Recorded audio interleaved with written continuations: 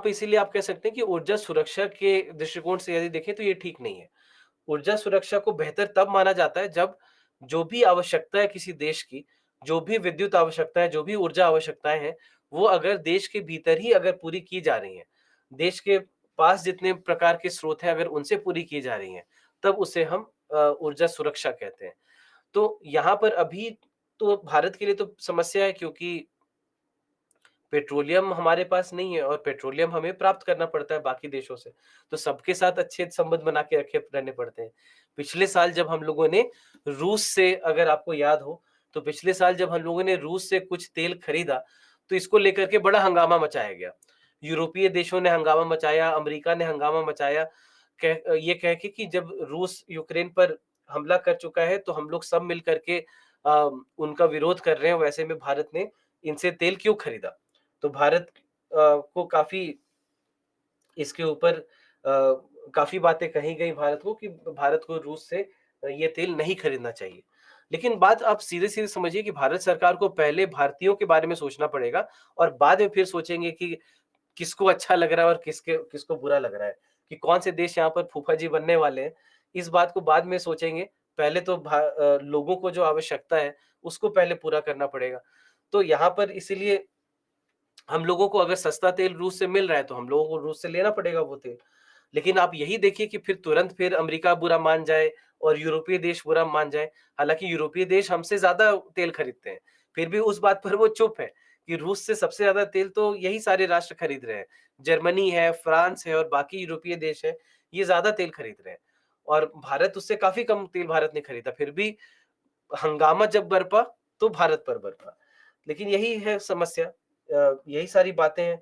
तो अगर मान लीजिए कि ऊर्जा सुरक्षा को लेकर के कोई समस्या नहीं रहे, तो फिर हमें इन बातों से कोई फ़र्क नहीं पड़ेगा और इसीलिए थोड़ा-सा ध्यान रखना ज़रूरी हो जाता है। तो सौर ऊर्जा उस दृष्टिकोण से देखें तो बहुत महत्वपूर्ण है, क्योंकि हमें ऊर्जा सुरक्षा यहाँ से प्रदान ये कर पाता है। फिर उभरती हुई प्रौद्योगिकी के रूप में हम इसे देख रहे हैं, धीरे-धीरे और बेहतर होती जा रही है, इसकी दक्षता भी और बढ़ती चली जा रही है। जो सौर पैनल पहले आते थे, वो इतने बेहतर नहीं होते थे, जितने आज के सौर पैनल होते हैं।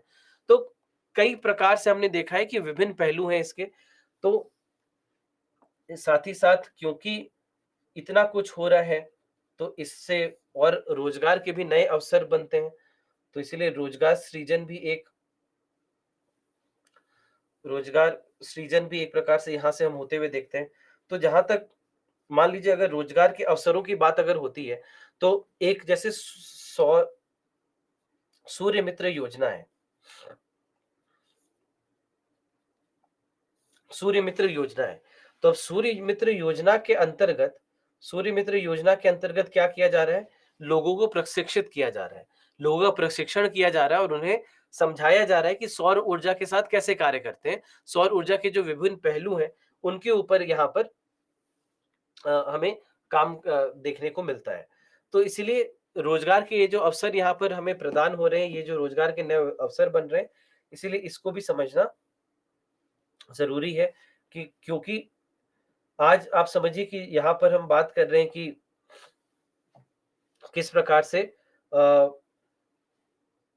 किस प्रकार से धीरे-धीरे पहले 100 गीगावाट का हमने लक्ष्य रखा, आगे जाकर के अभी हम 300 गीगावाट का लक्ष्य रखने वाले हैं। तो इतना बड़ा लक्ष्य रहेगा तो नए-नए अवसर तो खुलेंगे ही और नए-नए अवसर जब खुलेंगे, तो फिर इसका लाभ तो हमें होगा ही। इसीलिए हम इसीलिए हम लोग रोज़गार सृजन की बात कर रहे हैं कि कैसे यहाँ से रोज़गार हमें प्राप्त हो सकता है। कुछ समस्याएँ भी हैं। पहली समस्या ये है कि अभी थोड़े से महँगे पड़ते हैं, निवेश थोड़ा-सा अधिक है। लेकिन फिर हमने बात की कि निवेश पर प्रतिफल जो है वो आ रहा बेहतर है। यानी कि एक बार का निवेश है, जिसके बाद बड़े आराम से 10 से 15 साल तक हम सौर पैनल का उपयोग कर पाते हैं। एक सौर पैनल एक बार अगर ठीक से स्थापित हो गया, तो 10-15 साल तक उसे बड़े आराम से उपयोग किया जा सकता है। फिर केवल दिन के प्रकाश में ये कारगर होता है। ये एक समस्या है कि आप चौबीसों घंटे यहाँ से उत्पादन नहीं कर सकते। फिर वायुमंडलीय स्थितियों के प्रति संवेदनशील होता है कि अगर मान लीजिए कि अगर आकाश में बादल छाए हुए हैं अगर आकाश में बादल छाए हुए हैं, तो वैसे में फिर इसका उपयोग नहीं कर सकते हैं, बारिश में नहीं कर सकते। यहाँ तक कि अगर वायु प्रदूषण अधिक है, अगर वायु प्रदूषण अधिक है तब भी दिक्कत हो सकती है। तो इसीलिए ये सारी समस्याएँ तो है ही, उससे इन सारी समस्याओं के कारण ये सौर ऊर्जा जो हमें सही में प्राप्त होती है वो काफ़ी कम हो जाती है। फिर इनकी फुटप्रिंट अधिक है, तो फुटप्रिंट का मतलब होता है कि जो भूमि की आवश्यकता है,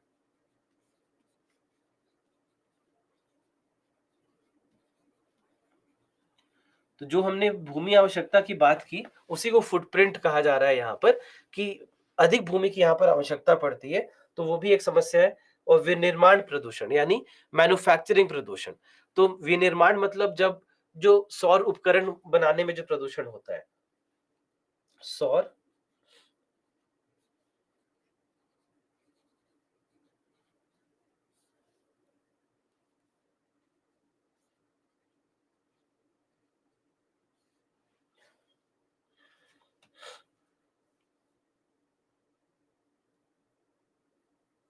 सौर उपकरण निर्माण से जो संबंधी प्रदूषण है, उसको हम लोग क्या कहते हैं? उसको हम लोग विनिर्माण प्रदूषण कह सकते हैं। और इसके साथ-साथ एक और जो समस्या है, जो धीरे-धीरे अब बढ़ती चली जा रही है, वो ये है कि सौर ऊर जो ये जो सौर उपकरण है, जैसे मान लीजिए कि अगर सौर पैनल की अगर हम बात करें, तो सौर पैनल तो आज के दिन में तो हम लोग बहुत तेज़ी से इसके निर्माण को और तेज़ कर रहे हैं। यहाँ पर हम देख रहे हैं कि और ज़्यादा सौर पैनल अ, हर साल बनाए जा रहे हैं। लेकिन दिक्कत कहाँ पर होगी? आज से 10 साल बाद, आज से 15 साल बाद जब ये कार्यरत नहीं रहेंगे, जब ये खराब होने लग जाएँगे। तो वैसे में अब क्या होगा? वैसे में हम देखेंगे कि ये जो सौर पैनल के से संबंधी अपशिष्ट हैं, ये बढ़ने लग जाएँगे, जिसको हम लोग इलेक्ट्रॉनिक वेस्ट कहते हैं।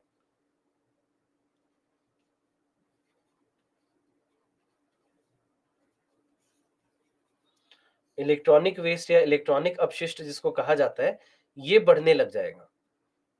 ये बढ़ने ज लग जाएगा। इसको अंग्रेज़ी में कहते हैं ई-वेस्ट। ई वेस्ट कहते हैं। इलेक्ट्रॉनिक अपशिष्ट यानी इलेक्ट्रॉनिक वेस्ट के लिए ई वेस्ट इसको कहा जाता है। तो ये बढ़ने लग जाएँगे। तो ई वेस्ट को लेकर के इलेक्ट्रॉनिक वेस्ट को लेकर के भी भारत को एक अच्छी सुदृढ़ योजना बनाने की आवश्यकता है, ताकि बाद में जाकर के ये समस्या नहीं बने। क्योंकि यहाँ सौर पैनल के साथ समस्या क्या है कि इसके ऊपर काँच होती है, तो काँच को अलग से आपको अ उसका जो निपटान है वो अलग से करना पड़ता है। फिर प्लास्टिक के कुछ भाग होंगे, उनको अलग से निपटान करना पड़ेगा। कुछ सेमीकंडक्टर होंगे, यानी अर्धचालक होंगे, कुछ धातु होंगे। तो ये सारे अलग-अलग तरीके के अलग-अलग प्रकार के पदार्थ हैं, जो मिल कर के सोलर पैनल बना रहे हैं। तो इन सारों को अलग-अलग करके उनको उनका निपटान करना पड़ेगा या पुनर्चक्रण करना पड़ेगा। तो ये आसान नहीं है। ये आसान नहीं है, तो इसीलिए इसके लिए एक अच्छी योजना होना हमारे लिए आवश्यक है कि ये अचानक से आज से 5 साल, 7 साल बाद हमारे लिए समस्या बनना ना शुरू हो जाए। तो इसीलिए इसके ऊपर भी आपको थोड़ा-सा ध्यान रखना होगा। तो ये सारी कुछ समस्याएँ हैं, जो कि सौर ऊर्जा से संबंधित हैं। इसके बाद है पवन ऊर्जा, लेकिन इसके पहले मैं आपको 2 मिनट देता हूँ। अगर आपके कुछ डाउट है, अगर आप कुछ पूछना चाहते हैं, तो आप एक बार अभी पूछ लें, उसके बाद हम लोग आगे बढ़ेंगे। कुछ भी अगर आपको पूछना हो, अभी तक जो भी हमने पढ़ा सौर ऊर्जा से संबंधित, तो पूछ लीजिए पहले और फिर आगे बढ़ते हैं।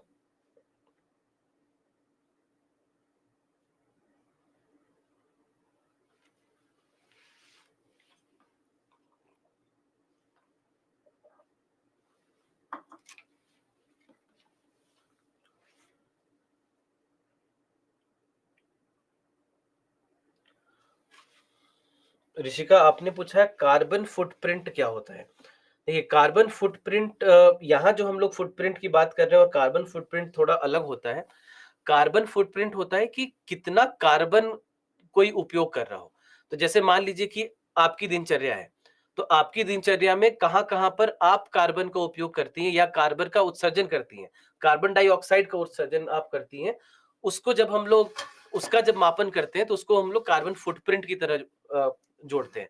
अब जैसे मान लीजिए कि सुबह उठते ही मान लीजिए कि आपने बिजली का उपयोग आपने शुरू किया होगा। मान लीजिए पंखा आपने ऑन किया होगा या एसी वगैरह चल रहा होगा या लाइट वगैरह आपने ऑन किया होगा, तो वहाँ पर बिजली का उपयोग किया। बिजली कहाँ से आई? बिजली कोयले से आई, तो वो वहाँ पर आपने थोड़े से कार्बन का उपयोग किया। उसके बाद हो सकता है कि आप अपने कार, बाइक, स्कूटी वगैरह को उठा कर के कहीं बाहर घूमने चले जाएँ, तो वहाँ पर पेट्रोल का उपयोग किया गया, तो वहाँ पर कार्बन डाइऑक्साइड का उत्सर्जन हो रहा है। तो वो आपके कार्बन फुटप्रिंट में जुड़ाएगा। तो मान लीजिए कि किसी एक व्यक्ति का कर सकते हैं, किसी एक कंपनी का कर सकते हैं, किसी एक कार्य का कर सकते हैं, किसी एक प्रणाली का, किसी एक प्रोसेस का कर सकते हैं। तो कहीं पर भी जब हम ये जोड़ रहे होते हैं कि आखिर कितना कार्बन डाइऑक्साइड उत्सर्जित हो रहा है, जब उसका मापन करते हैं तो उसको हम लोग कार्बन फुटप्रिंट कहते हैं।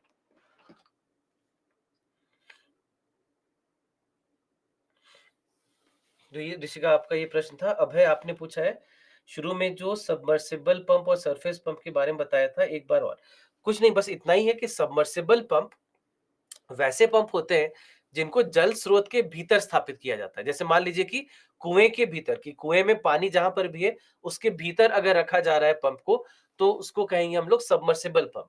और जो भी जल स्रोत के निकट रखा जाता है, यानी स्रोत के भीतर नहीं, स्रोत के बगल में, स्रोत के निकट, तो वैसे में उसको हम लोग सरफेस पंप कहते हैं।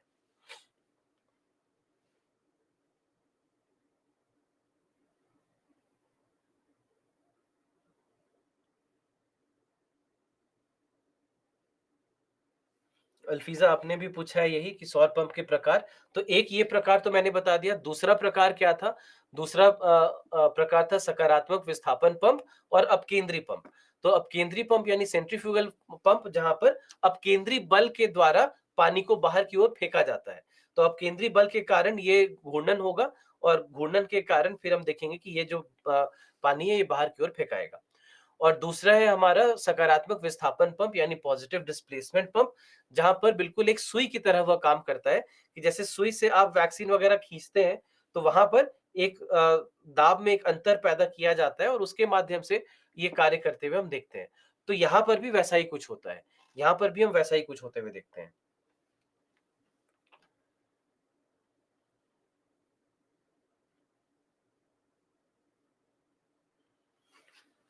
सोलर से वायु प्रदूषण सीधे-सीधे तो नहीं होता, लेकिन विनिर्माण प्रदूषण में होता है, क्योंकि विनिर्माण के दौरान थोड़ा-सा क्योंकि इसका भी कार्बन फुटप्रिंट वहाँ पे जोड़ेंगे, बिजली का कार्य है वहाँ पे, या बाकी पूरी जो प्रोसेस है उसमें हम देखते हैं कि यहाँ पर थोड़ा-सा कार्बन उत्सर्जित होता है।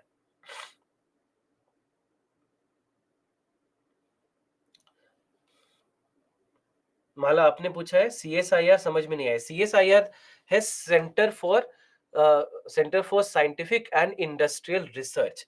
तो भारत में जितने भी वैज्ञानिक और औद्योगिक रिसर्च होते हैं, वहां पर हम देखते हैं कि वहां पर सीएसआईआर कार्य करता है और भारत की जरूरतों को, यानी भारत के लोगों की जो आवश्यकताएं हैं, उसको प्रौद्योगिकी के माध्यम से कैसे पूरा किया जा सकता है, या क्या क्या नई प्रौद्योगिकी है जिसके ऊपर कार्य करके भारत को किसी तरह से मदद की जाए, वो सारे कार्य जो है आप पाएंगे कि वो सीएसआईआर करता है।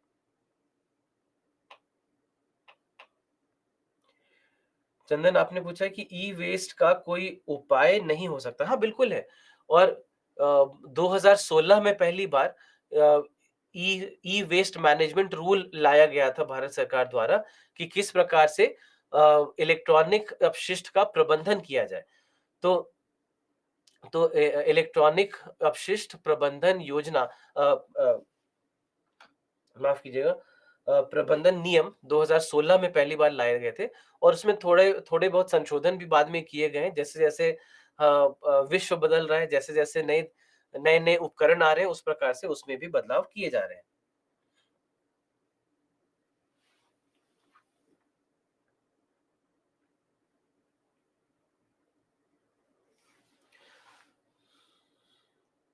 अमरनाथ आप पूछ रहे हैं राष्ट्रीय सौर मिशन क्या है शायद। तो राष्ट्रीय सौर मिशन, मैंने अभी बताया कि जो पहले हम लोगों ने लक्ष्य निर्धारित किया था कि 2022 तक 100 गीगावाट की जो कुल अ, सौर ऊर्जा क्षमता है वो भारत में हम लोग बनाएंगे, वो राष्ट्रीय सौर मिशन के तहत किया गया है।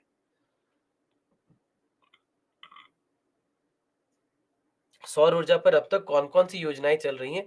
कई सारी योजनाएँ हैं। कई सारी योजनाएँ हैं, कई सारे पहल हैं, जो भारत सरकार द्वारा लिए गए हैं।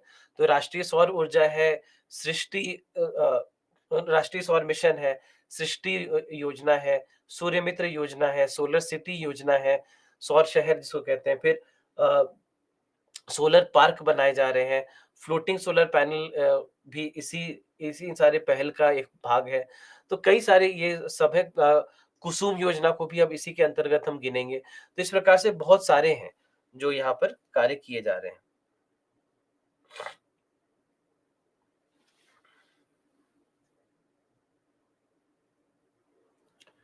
युवराज आपने पूछा है मार्क 3 में जो ईंधन प्रयोग होता है उसको याद करना ज़रूरी है। उसका नाम बस पता हो आपको उतना काफ़ी है।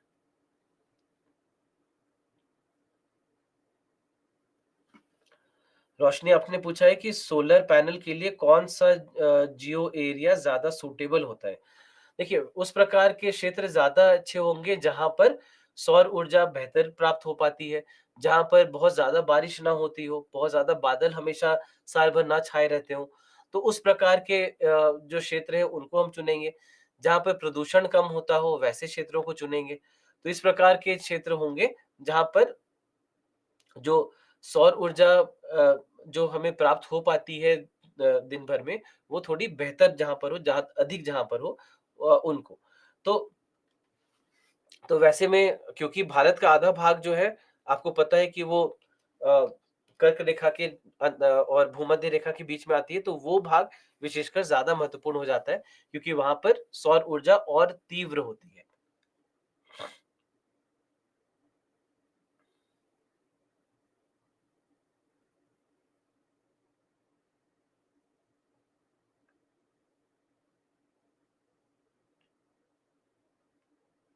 ये डायग्राम दे रखे हैं, बनाने हैं क्या? नहीं, नहीं बनाने की आवश्यकता नहीं है, बस आपको दिखाने के लिए कि त आपको समझ में आए कि क्या कैसे है, बस उसके लिए ही आपको बनाने की आवश्यकता नहीं है।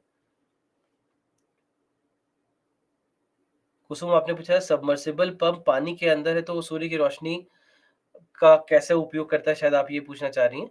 तो नहीं, तो सोलर पैनल जो है वो जल के अंदर नहीं है, पंप है जल के अंदर और सोलर पैनल जो है उसके बगल में रखा हुआ है। रुकिए, वापस जाके मैं आपको दिखा देता हूँ एक बार।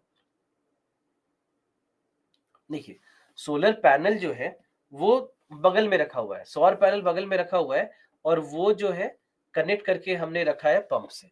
तो पंप है जल के भीतर, सोलर पैनल तो ऊपर ही है।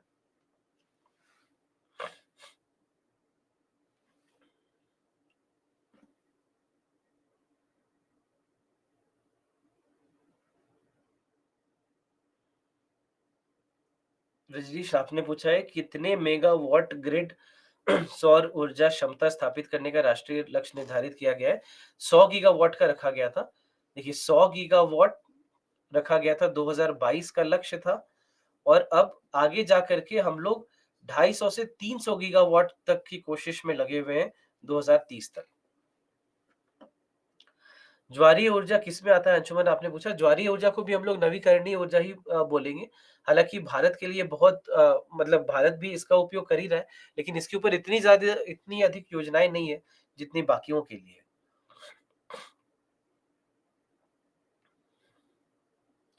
Floating solar panel Uttar Pradesh में नहीं है, वहाँ पर भी स्थापित किया जा रहा है।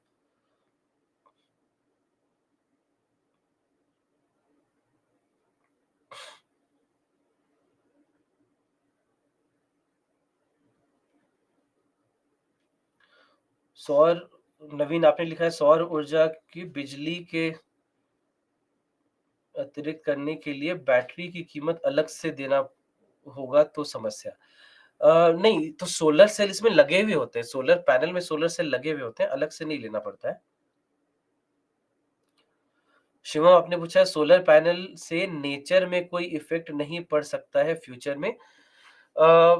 सीधे-सीधे तो नहीं, लेकिन सबसे बड़ी समस्या ये इलेक्ट्रॉनिक वेस्ट है, कि अगर मान लीजिए कि ये जो इलेक्ट्रॉनिक अपशिष्ट है, इसका अगर हम लोग ठीक से निपटान या पुनर्चक्रण नहीं कर पाए, तो वो हमारे लिए समस्या होगी, अन्यथा ये तो हमारे लिए बेहतर ही है।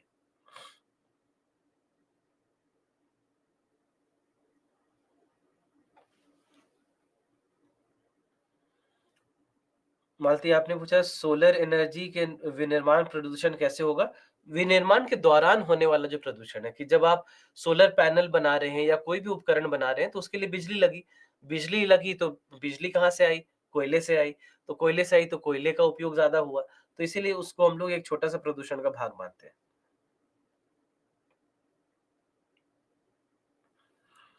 सौर ऊर्जा का विकास कहाँ तक हुआ है? देखिए अगर हम फैज़ान अगर आप भारत की बात कर रहे हैं, तो भारत में आज के दिन में लगभग 70 गीगावाट की 70 गीगावाट की हमारी कैपेसिटी है।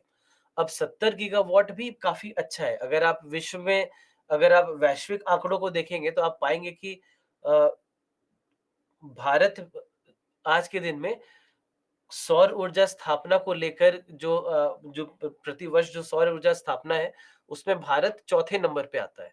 तो वैसे में ये हमें समझ में आता है कि भारत बहुत आगे है बाकी राष्ट्रों से।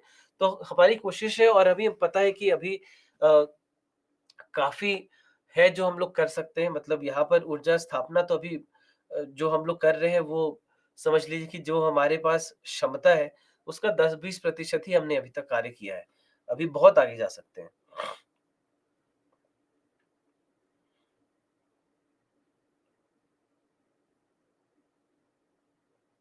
सिमिलर आपने पूछा है जेम्स वेब टेलीस्कोप मानव के लिए क्या लाभ हो सकते हैं? तो देखिए मानव के लिए लाभ क्या होगा कि हमारे लिए जो ब्रह्मांड का बोध है बेहतर होगा क्योंकि हमें हमारी समझ बनेगी।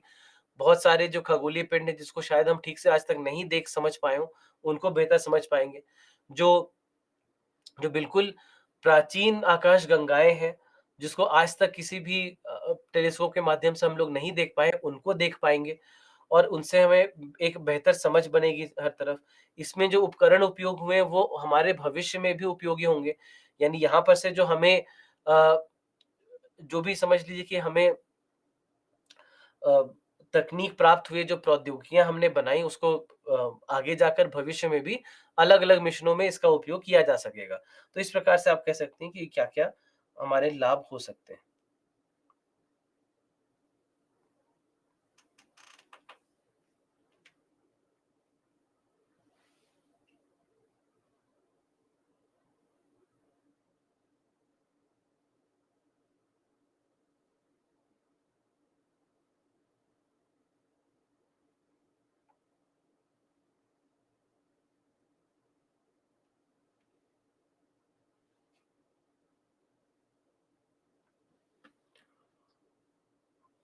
सोलर पैनल में सिल्वर काम में क्यों नहीं आता? क्योंकि सिल्वर सोलर अर्धचालक नहीं है ना, सेमीकंडक्टर नहीं है, तो इसलिए सिल्वर का उपयोग नहीं कर सकते।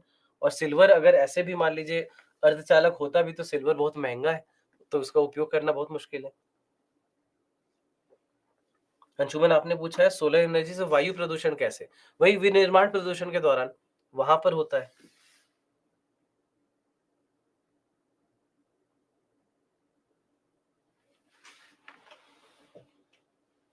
किस ऊर्जा में ज़्यादा पावर होती है, सोलर पावर या कोयले से निर्मित पावर?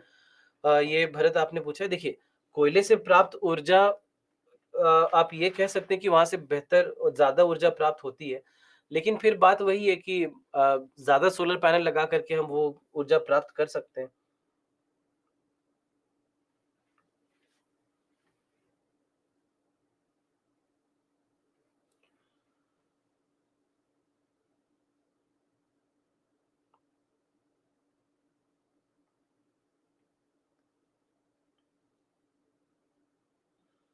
कुसुम आपने पूछा है कल जल के क्रिस्टल आपने बताए थे वो नहीं समझ में आया।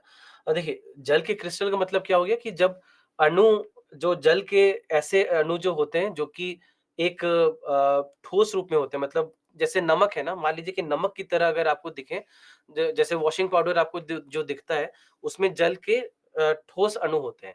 तो ऐसे तो सामान्य तापमान पर हमारे रूम टेम्परेचर पे तो जल जो है वो अपने द्रव रूप में होता है। लेकिन जब क्रिस्टल के रूप में यानी कि एक एक ठोस पदार्थ के रूप में एक समझ लीजिए कि पाउडर नुमा रूप में, कंकड़ नुमा रूप में जब हो, तो उसको क्रिस्टल कहते हैं।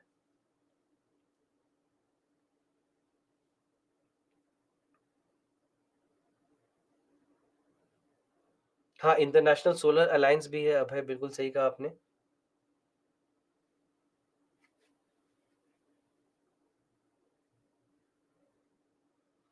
सौर ऊर्जा में इस समय कौन-सा देश अग्रणी है अंशुमन आपने पूछा तो सबसे ज़्यादा तो अमेरिका में हमने देखा है। अमेरिका सबसे आगे है, चीन ने भी बहुत बेहतरीन काम किया है इसमें, जर्मनी में हमने देखा है कि बहुत बेहतरीन काम हुआ है और साथ ही साथ आप भारत को भी इसमें जोड़ सकते हैं आप।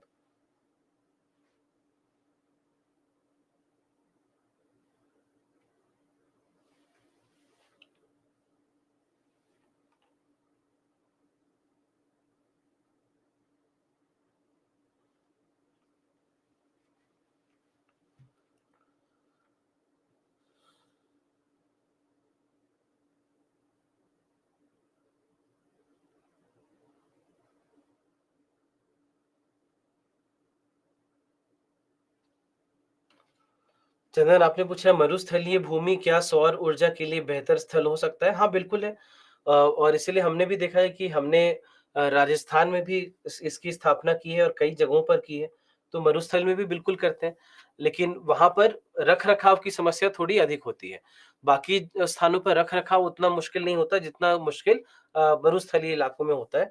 तो एक वो दिक्कत हो जाती है कई बार मरुस्थल में स्थापित करने में।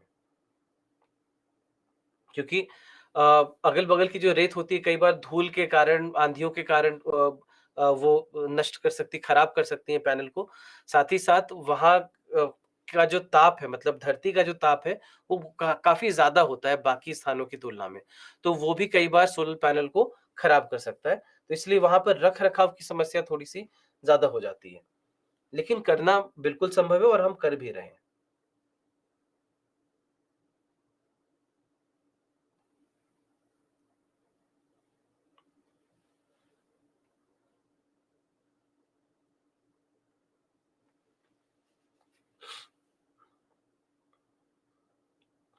सौर ऊर्जा को किसमें संग्रहित किया जाता है, जो बाद में वितरित किया जाता है? जैसे बिजली घर जहाँ पर भी होते हैं, वहाँ पर से उनको जोड़ दिया जाता है।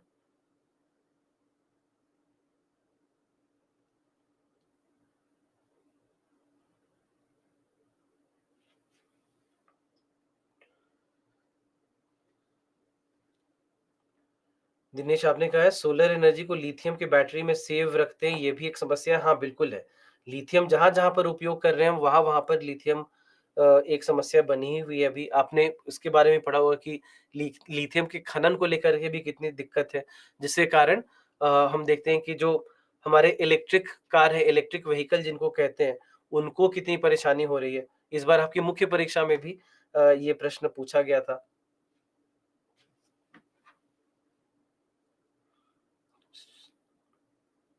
सौर ऊर्जा से भविष्य में व्हीकल्स चलाने की क्या योजना है? अभी ऐसी कोई योजना नहीं है, क्योंकि वहाँ से हमें इतनी ऊर्जा एक बार में नहीं प्राप्त हो रही होती कि हम उसका उपयोग ठीक से कर पाएँ। तो जहाँ पर कम अ, ऊर्जा की आवश्यकता है, वहाँ पर शायद गाड़ियों में भी उपयोग हम कर पाएँगे।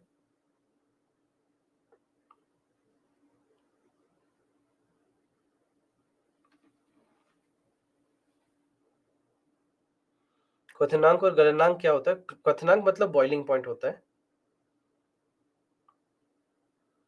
और गलनांक मतलब मेल्टिंग पॉइंट।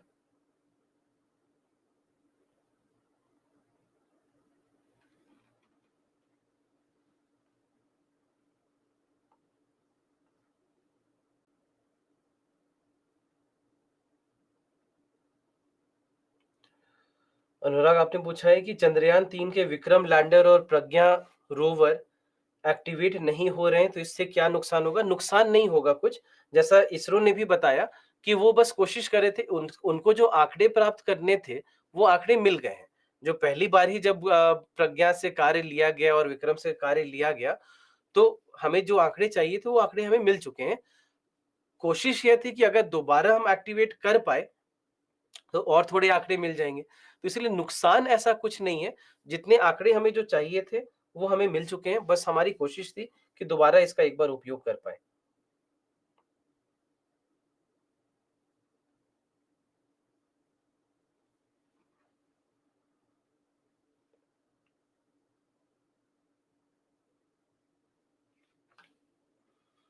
फुटप्रिंट का मतलब है कि कितनी भूमि का उपयोग किया जा रहा है, उसको फुटप्रिंट कहते हैं,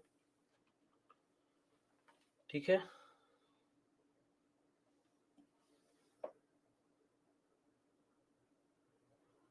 सेमीकंडक्टर क्या होता है? अ, अल्फीशा आपने पूछा है, तो सेमीकंडक्टर मतलब अर्धचालक, यानी कि जो कुछ विशिष्ट परिस्थितियों में चालक की तरह कार्य करे, अन्यथा वो चालक की तरह कार्य ना करें, तो वैसे उनको अर्धचालक यानी सेमीकंडक्टर कहा जाता है। तो चालकों में देखते हैं हम लोग कि हमेशा विद्युत प्रवाहित कभी भी हो सकती है, किन्हीं परिस्थितियों में हो सकती है, परंतु अर्धचालकों में कुछ विशिष्ट परिस्थितियों में ही उनको हम चालक में परिवर्तित कर पाते हैं। ठीक है, तो एक बार थोड़ा अब आगे बढ़ते हैं और हम बात करते हैं पवन ऊर्जा की। तो जहाँ तक पवन ऊर्जा की बात है, तो पवन ऊर्जा के लिए हमने जो लक्ष्य रखा था, वो लक्ष्य कितना था? 2022 के लिए लक्ष्य हमने रखा था 60 गीगावाट, और 60 में से लगभग 43 गीगावाट हमने प्राप्त कर लिया था 2022 के अंत तक। तो यहाँ पर भी वही मतलब लगभग 70% जो हमने लक्ष्य निर्धारित किया था, उसका लगभग 70% तक हम लगभग पहुँच पाए। अब यहाँ पर पवन ऊर्जा की जहाँ तक बात है, तो पवन ऊर्जा का मतलब क्या हो गया कि वो एक ऐसी ऊर्जा है जो कि पवन के माध्यम से हमें प्राप्त हो पाती है। तो पवन की जो गतिज ऊर्जा होती है, इसी गतिज ऊर्जा को विद्युत में परिवर्तित किया जाता है। तो यहाँ पर पवन ऊर्जा में हम क्या देखते हैं कि पवन से जो गतिज ऊर्जा हमें प्राप्त होती है, पवन से जो गतिज ऊर्जा हमें प्राप्त होती है, इसी गतिज ऊर्जा को हम विद्युत में परिवर्तित करते हैं। गतिज ऊर्जा को हम विद्युत में परिवर्तित करते हैं। तो इसलिए महत्वपूर्ण है ये, इसको याद रखेंगे। अब तो पवन ऊर्जा, पवन क्या है? पवन किस प्रकार से हम पवन को परिभाषित करते हैं कि एक प्रकार की गतिज ऊर्जा है जो सूर्य द्वारा वायुमंडल के अंतरतापन, पृथ्वी की सतह पर अनियमितताओं और पृथ्वी के घूर्णन के कारण वायु के बड़े द्रव्यमान की गति से संबंधित है। तो एक प्रकार से अगर बिल्कुल साधारण शब्दों में अगर पवन को परिभाषित करना है, तो आप कह सकते हैं कि जब अ, वायु की गति जो होती है, गतिमान वायु जो है, उसी को पवन कहते हैं एक प्रकार से, है ना? तो गतिमान वायु को पवन कह सकते हैं। तो अब ये जो गतिमान वायु जब मैं कह रहा हूँ, तो इसका मतलब क्या हुआ कि कुछ विभिन्न प्रकार के कारक हैं जिनके कारण जिनसे अ, वायु जो है प्रवाहित हो पाता है। तो जैसे सूर्य का वायुमंडल में जो अंतरतापन होता है अलग-अलग स्थान पर, तो उसके कारण देखते हैं कि यहाँ पर प्रवाहित होता है वायु, या फिर पृथ्वी की सतह पर जो अनियमितताएँ हैं, उनके कारण होता है, और पृथ्वी के घूर्णन के कारण भी होता है। तो अब ये जो पवन की हम बात कर रहे हैं, अब पवन एक ऐसी चीज़ है जो कि स्थान और भूगोल के आधार पर हम देखते हैं कि अलग होता है, या कहीं पर भूगोल जैसे मान लीजिए तटीय इलाके हैं, तो तटीय इलाकों पे क्योंकि खुला स्थान होता है, बहुत बड़ा-बड़ा खुला स्थान होता है, तो वहाँ पर पवन बेहतर स्थापित हो पाती है। लेकिन यही अगर शहरी इलाके हैं, या फिर मान लीजिए कि घने जंगल वाले इलाके हैं, तो वहाँ पर पवन जो होगी, वो पवन कम हो जाएगी। तो इसीलिए तटीय इलाके जो होंगे, वहाँ पर से हम बेहतर तरीके से बड़ी मात्रा में वहाँ से पवन ऊर्जा प्राप्त कर सकते हैं, और जो घनी वनस्पति वाले इलाके हैं, या फिर जो शहरी इलाके हैं, वहाँ पर से ये प्राप्त कर पाना हमारे लिए काफ़ी कठिन हो जाता है। तो इसीलिए अगर आप देखेंगे यहाँ पर, अगर हम अ, अगर हम भारत की अगर हम बात करेंगे, तो आप पाएँगे कि भारत में कुल मिलाकर के 5, अरे! कहाँ गया? हाँ, तो अगर हम मान लीजिए कि भारत की अगर हम बात करें, तो आप पाएँगे कि 5 राज्य हैं जो कि जहाँ पर से सबसे अधिक मात्रा में हमें पवन ऊर्जा प्राप्त हो पाती है। तमिलनाडु सबसे ज़्यादा, उसके बाद गुजरात, उसके बाद महाराष्ट्र, फिर कर्नाटक और उसके बाद राजस्थान। तो आप देख सकते हैं कि जो 5 राज्य हैं, जो 5 सबसे आगे राज्य हैं, उनमें से 4 राज्य तटीय राज्य हैं, और 5वाँ राज्य मरुस्थलीय राज्य है, राजस्थान। तो क्योंकि ये सारे ऐसे राज्य हो जाते हैं जहाँ पर तट होने के कारण या तो बहुत बड़े-बड़े खाली रिक्त स्थान उपलब्ध हैं, या फिर मरुस्थल के कारण राजस्थान में लंबा-लंबा बड़े-बड़े रिक्त स्थान हमारे पास उपलब्ध हैं। तो इसलिए ये सारे ऐसे क्षेत्र हो जाते हैं जहाँ पर से पवन ऊर्जा भारत में हम प्राप्त कर पाते हैं। और अगर हम बात करें कि अभी जो हमारी कुल स्थापित क्षमता है, तो जून के अंत तक 43.73 गीगावाट की थी। तो अभी सितंबर के आंकड़े भी आएँगे मेरे हिसाब से अगले 2-3 दिन में या अगले 10 दिन के अंदर सितंबर के आंकड़े आ जाने चाहिए क्योंकि तिमाही में हर तिमाही के बाद एक बार आंकड़े भारत सरकार द्वारा घोषित किए जाते हैं। तो अप्रैल, मई, जून में एक बार हुआ, फिर जुलाई, अगस्त, सितंबर के बाद एक बार दोबारा अभी होगा। तो उसको एक बार थोड़ा ध्यान रखिएगा क्योंकि ये जो आंकड़े ये तुरंत बदल जाएँगे, अगले 10 दिन में ये आंकड़े बदल जाएँगे। तो इसलिए थोड़ा-सा ध्यान रखें इस बात का कि जो सौर ऊर्जा के भी जो हमने आंकड़े देखे, वो भी बदल जाएँगे और ये आंकड़े भी अगले 10-15 दिन में बदल जाएँगे, तो थोड़ा-सा आप इस बात का ध्यान रखें। तो वर्तमान में भारत, चीन, अमेरिका और जर्मनी के बाद स्थापित पवन ऊर्जा की क्षमता के मामले में चौथे स्थान पर आता है। तो जो अंशुमन आपने जो प्रश्न भी पूछा था, तो आज के दिन हम लोग देखते हैं कि और आगे और बढ़ने की हमारी कोशिश भी है। तो यहाँ पर हम क्या देखते हैं कि भारत में 2 ऐसे 2 प्रमुख बातों के आधार पर पवन ऊर्जा की स्थापना की जाती है। पहला ये कि ज़मीनी स्तर से 100 मीटर ऊपर सारी स्थापनाएँ भारत में की जाती हैं, कम से कम 100 मीटर ऊपर, ताकि अगर मान लीजिए कि कोई बिल्डिंग वगैरह भी है या फिर जंगल के इलाके भी हैं, तब भी उनसे थोड़ा ऊपर हम जा सकें अगर संभव हो हमारे लिए। और दूसरा ये है कि हम लोग ये इस बात का ध्यान रखते हैं कि वायु की जो चाल है, वो कम से कम 15 किलोमीटर प्रति घंटे की होनी चाहिए।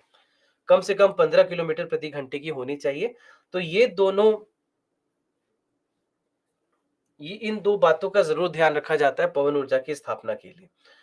अब जहाँ तक पवन ऊर्जा की स्थापना की बात है, तो हमें क्या पता है कि गतिज ऊर्जा के कारण होता है, तो गतिज ऊर्जा से ये जो पंखे हैं ये घूमने लग जाएँगे और इसके कारण गतिज ऊर्जा प्राप्त होगी हमें और इसी गतिज ऊर्जा को ट्रांसफ़ॉर्मर के माध्यम से हम बिजली घर तक पहुँचा सकते हैं और वहाँ से विद्युत जो है वो घरों तक पहुँचाया जा सकता है। तो इसीलिए बस इतना याद रखना है कि गतिज ऊर्जा को हम विद्युत में यहाँ पर परिवर्तित करते हैं।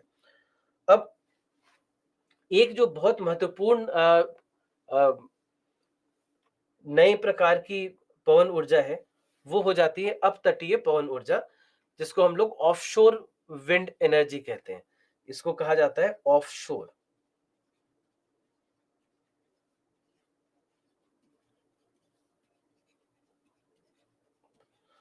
Offshore wind energy. अब ऑफ़शोर यानी अपतटीय का मतलब क्या हुआ कि अब आप अभी तक तो हम लोग तट के निकट कर रहे थे ताकि बहुत आसानी से हमें वहाँ पर से ऊर्जा प्राप्त हो पाए। अब इस बार तट के निकट सुनने में बड़ा अच्छा लगता है तट के निकट। तो इस बार हम लोग क्या कर रहे हैं कि तट के निकट ना करके इसे हम लोग समुद्र में जाकर या फिर झीलों में जाकर वहाँ पर जाकर के स्थापित कर रहे हैं।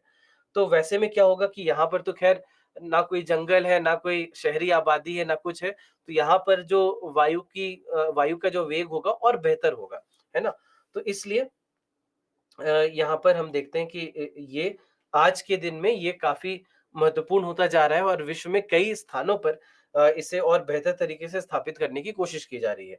तो भारत में तो हम कोशिश कर ही रहे हैं क्योंकि आज हमारा भारत सरकार की एक राष्ट्रीय अपतटीय पवन ऊर्जा योजना भी है।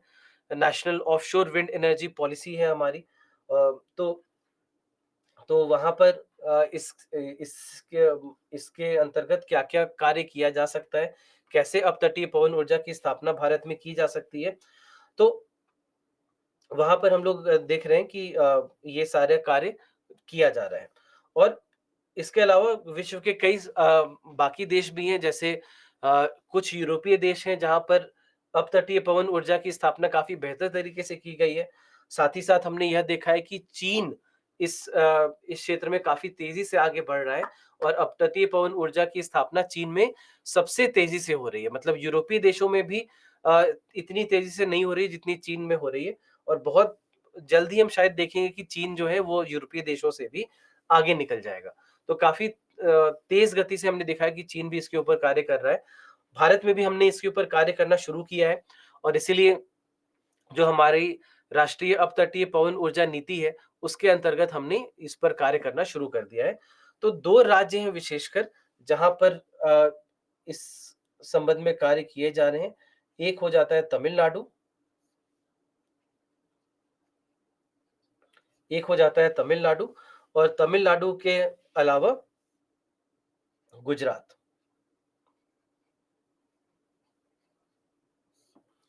तो ये 2 राज्य हो जाते हैं जहाँ पर सबसे ज़्यादा यहाँ पर कार्य किया जा रहा है। अभी जो भी हम लोग कार्य कर रहे हैं, ये यहीं पर कर रहे हैं। तो कुल मिलाकर के अगर आप देखें तो वैश्विक क्षमता 2022 के अंत तक थी 63 गीगावाट। तो 63 गीगावाट बहुत कम है। कहाँ पर एक जगह पर हम भारत की बात कर रहे हैं कि भारत का कुल लक्ष्य पिछले साल का था 60 गीगावाट और यहाँ पर पूरी वैश्विक जो हमारा वैश्विक क्षमता जो है हमारी वो 63 गीगावाट की है क्योंकि इनकी स्थापना अभी हम सीख ही रहे हैं, इसकी स्थापना धीरे-धीरे और बेहतर होती जा रही है और हम देखेंगे कि आगे जाकर के ये बहुत महत्वपूर्ण होने वाला है। तो इसीलिए भारत में भी इस पर कार्य हो रहा है और अन्य राष्ट्रों में भी इस पर कार्य हो रहा है। हमने ये भी देखा है कि भारत कुछ अन्य देशों की मदद भी ले रहा है, जैसे भारत और मेरे हिसाब से भारत और डेनमार्क के बीच में भारत और डेनमार्क के बीच में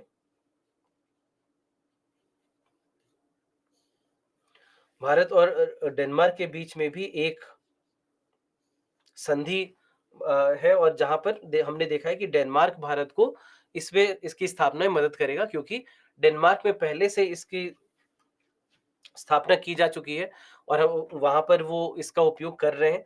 तो उनके पास वो आप कह सकते हैं कि वो एक्सपीरियंस है उनके पास कि इसका उपयोग उनको करना आता है, तो इसीलिए वो भारत की मदद कर रहे हैं और उनकी मदद से तमिलनाडु में स्थापित किया जाएगा और उसके बाद गुजरात में भी स्थापित किया जाएगा। तो लेकिन अपतटीय पवन ऊर्जा के दोहन को लेकर के कुछ चुनौतियाँ भी हैं। चुनौतियाँ क्या-क्या हैं? तो सबसे पहले आँकड़ों को संग्रह करने की हमें आवश्यकता है। हमें ये समझने की आवश्यकता है कि कहाँ पर स्थापना कर सकते हैं और कहाँ पर स्थापना करना संभव नहीं है। क्योंकि स्थापना करना कहाँ-कहाँ संभव है, ये जानना बहुत ज़रूरी है। अब जैसे मान लीजिए कि समुद्र तट के निकट कहीं पर हम कर रहे हैं स्थापना। अब हो सकता है कि ये ऐसे स्थान हो जो जहाँ पर चक्रवात आ सकता है, जहाँ पर मान लीजिए कि भूकंपीय इलाके हैं, सुनामी आ सकती है। तो इस प्रकार के अलग-अलग प्रकार की जो आपदाएँ हैं, उनसे कैसे बचा जा सके और ऐसे स्थानों पर इनको स्थापित किया जाए जहाँ पर हमें पता है कि इस प्रकार की समस्याएँ नहीं होंगी। अब जैसे मान लीजिए कि अगर कल हम उड़ीसा के तट पर ये करना चाहते हैं, तो हमें पता है कि उड़ीसा के पास या बंगाल की खाड़ी में किस प्रकार के चक्रवात हर साल आते हैं। तो वैसे में तो ये बड़े आसानी से नष्ट हो सकते हैं। इसलिए वहाँ पर हम इन्हें नहीं स्थापित करना चाहेंगे। तो यहाँ पर केवल इस साल क्या होगा या केवल अगले साल कोई आपदा आएगी कि नहीं, बस उतने ही अनुमान से हमारा काम नहीं चलेगा।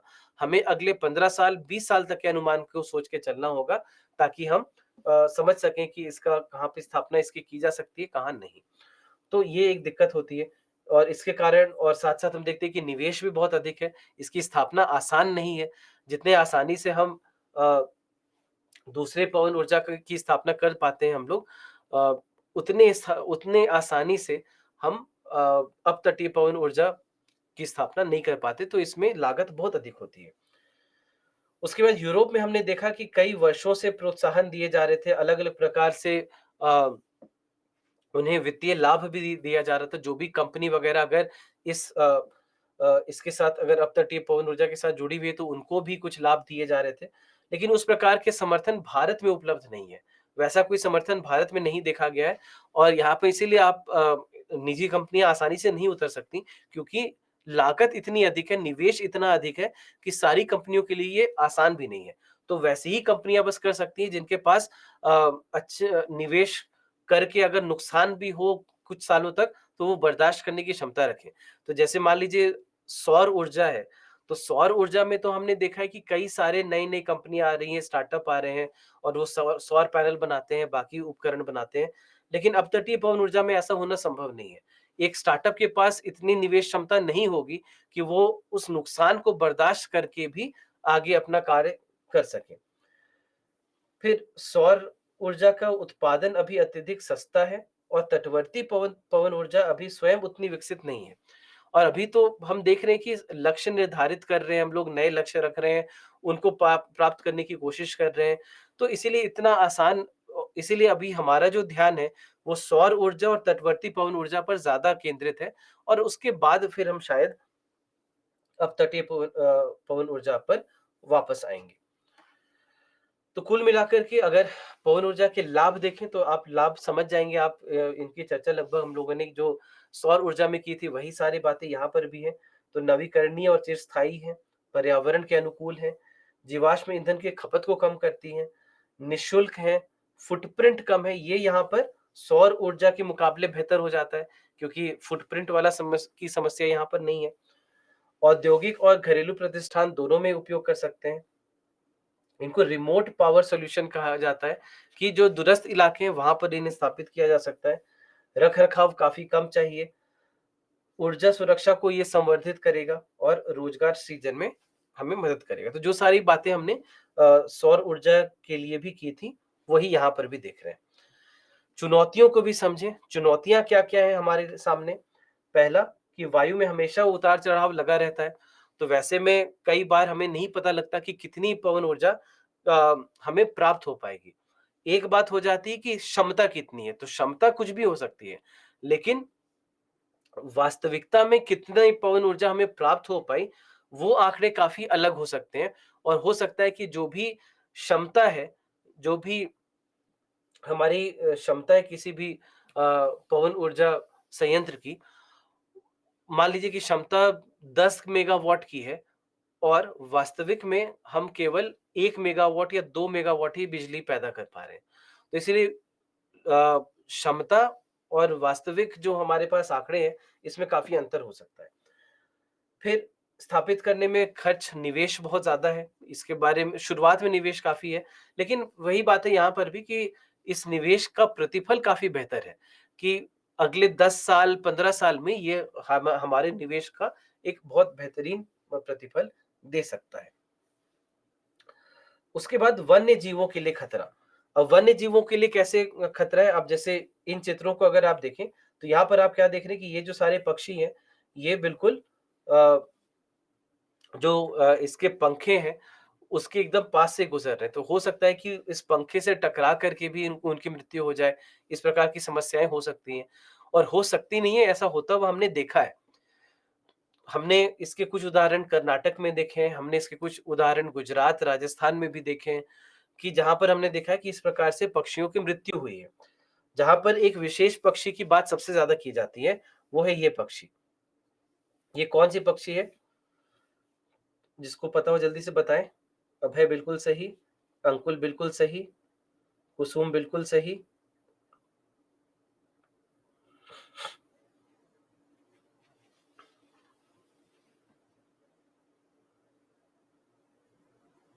देवेंद्र सही। तो काफ़ी लोग बिल्कुल सही कह रहे हैं। इसको हम लोग ग्रेट इंडियन बस्टर्ड इसको कहा जाता है। तो ग्रेट इंडियन बस्टर्ड जो है, ये पक्षी इसलिए यहाँ पर मैं उदाहरण में आपको दिखाना चाह रहा था, क्योंकि ग्रेट इंडियन बस्टर्ड आज के दिन में बिल्कुल विलुप्ति के कगार पर है। और पहले तो ये भारत के अलावा पाकिस्तान, नेपाल वगैरह में भी देखा जाता था और अब तो खैर पाकिस्तान से भी विलुप्त हो चुका है, नेपाल से भी विलुप्त हो चुका है, केवल भारत में बचा है। और भारत में भी केवल 3 राज्यों में, राजस्थान, गुजरात और महाराष्ट्र, बस ये 3 राज्य हैं जहाँ पर ये पाए जाते हैं। और राजस्थान में इनको लेकर के एक राष्ट्रीय उद्यान भी है जहाँ पर इनको इनका रख-रखाव अच्छे से किया जाता है। अब यहाँ पर जब हम बात करते हैं इनकी, तो कुल मिलाकर के इनकी संख्या कितनी बची है आपको पता है? कि कितनी संख्या इनकी बची है? विश्व के बाकी इलाकों से तो ये समाप्त हो चुके हैं। भारत में भी केवल 3 ही राज्यों में बचे हैं और वहाँ पर भी इनकी कुल संख्या आपको पता है कितनी है?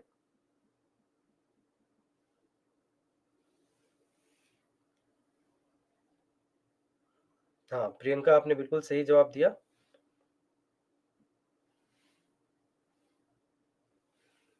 राज आपने भी बिल्कुल सही। सिमरन बिल्कुल सही। हाँ, भानु सही कह रहे हैं, क्रिटिकल एंडेंजर्ड इनको कहते हैं, बिल्कुल सही, क्योंकि विलुप्ति के कगार पर हैं ये। तो लगभग बस केवल 150 बचे हैं। मतलब इतनी ये स्थिति हो गई है कि केवल लगभग 150 बचे हुए हैं। तो 150 में से भी कुछ एक की मृत्यु हो गई थी, यहाँ एक ट्रांसमिशन लाइन जो तारें होती हैं, उस तार से टकरा करके उनसे बिजली का झटका लगने के कारण इनकी मृत्यु हो गई थी। अब यहाँ पर इसीलिए इस बात को उठाया गया कि वन्य जीवों को कैसे खतरा हो सकता है, क्योंकि पक्षियों को खतरा होगा तो पक्षियों को अपने अपने लिए नया वास ढूँढना होगा, नया हैबिटेट ढूँढना होगा। इतना आसान नहीं होता है कि आप कहीं से भी नया आवास ढूँढ लेंगे और इसके कारण फिर हम देखेंगे कि बाकी जो जीव-जंतु होंगे जो इस इन पक्षियों पर निर्भर होंगे, उन पर भी इसका प्रतिकूल प्रभाव पड़ता है। तो इसलिए वन्य जीवों के लिए ये खतरा बन जाता है, इसलिए इस बात को भी समझना बहुत ज़रूरी है। फिर इनसे ध्वनि प्रदूषण हो सकता है, दिन भर पंखे घूमते रहेंगे तो उसके कारण ध्वनि प्रदूषण हल्का-सा ध्वनि प्रदूषण होता है। और एक दृश्य प्रदूषण कहते हैं। दृश्य प्रदूषण तब होता है जब भी किसी प्राकृतिक स्थान पर यदि कोई मानव निर्मित अवसंरचना हो, तो उसको हम लोग दृश्य प्रदूषण कहते हैं। ठीक है? किसी प्राकृतिक स्थल पर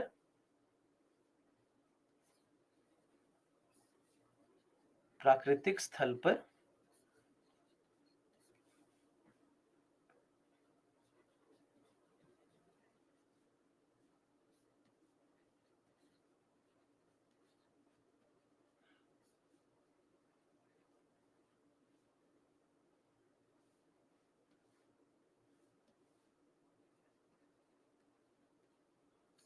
तो किसी प्राकृतिक स्थल पर मानव निर्मित संरचना अगर हो, तो उसको हम लोग दृश्य प्रदूषण यानी विजुअल पॉल्यूशन इसको कहा जाता है। तो ये सारी कुछ चुनौतियाँ हैं जो कि पवन ऊर्जा के साथ जुड़ी हुई हैं, तो इनको भी थोड़ा समझना बहुत ज़रूरी है आपके लिए। और ये सारी जो चुनौतियाँ हैं, इसमें सबसे महत्वपूर्ण चुनौती ये है, वन्य जीवों को किस प्रकार से खतरा होता है, इस बात को समझना सबसे ज़रूरी हो जाता है हमारे लिए, क्योंकि ये एक ऐसी समस्या है जिसके बारे में हम सोच नहीं पाते कई बार और और सोचना शायद चाहते भी नहीं कई बार, तो इसीलिए इसको थोड़ा-सा अलग से समझें। तो चलिए यहाँ पर एक बार हम लोग ब्रेक ले लेते हैं। आगे आगे जाकर के हम लोग भू-तापीय ऊर्जा के बारे में पढ़ेंगे और और उसके बाद फिर जैव ईंधन के बारे में पढ़ेंगे। बीच में अगर आपके पास कोई प्रश्न हो, अभी हमने जो भी पढ़ा है उससे संबंधित, तो आप अपने प्रश्नों को यहाँ पर लिख दें। तो जब भी ब्रेक से हम लोग वापस आएँगे, तो पहले आपके प्रश्नों को मैं ले लूँगा, उसके बाद फिर आगे बढ़ेंगे। तो अभी समय लगभग 7:55 हो चुका है। थोड़ा लेट से आज हमने लिया है, तो चलिए 8:10 तक आप वापस आ जाइए और फिर हम आगे बढ़ते हैं।